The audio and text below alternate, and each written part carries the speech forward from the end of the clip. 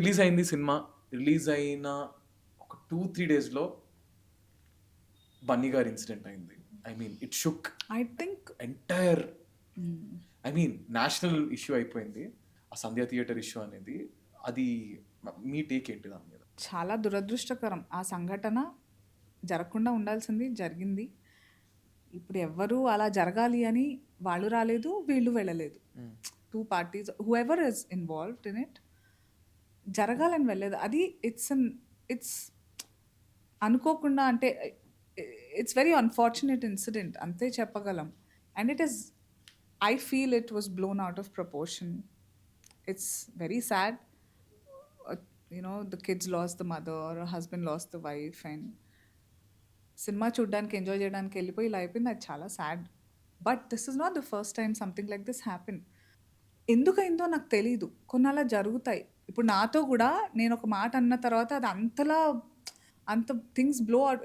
Even when it comes to me things blue out of proportion. నేను ఒకటి అనుకుంటే ఒకటి అవుతుంది కదా, అలా అది జరిగిందేమో అనిపిస్తుంది నాకు ఇది అయితే. యూనో ఎందుకంటే ఇంతకుముందు స్టాంపేడ్స్ పొలిటికల్గా, డివోషనల్గా చాలా చోట్ల జరిగాయి. ఆల్సో ఫర్గివ్ మీ, నన్ను క్షమించాలి.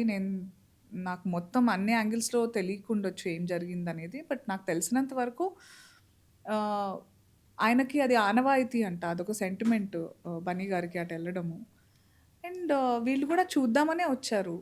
అసలు ఫస్ట్ ఆఫ్ ఆల్ అందరిలో ఒకటి ఉండాలి. నాకు ఎప్పుడూ అర్థం కాదు అట్లా వెన్ సంబడి పడిపోతే ఒక క్రౌడ్లో అందరూ డిస్టెంట్ అయిపోయి చూసుకోవాలి, కానీ తొక్కేయడం అనేది నాకు నిజంగా it's very hurtful. I can't fathom how that these things happen. అర్థమైందా? ఇట్స్ వెరీ అన్‌ఫార్చునేట్ బట్ చాలా again shouldn't have blown out of proportion.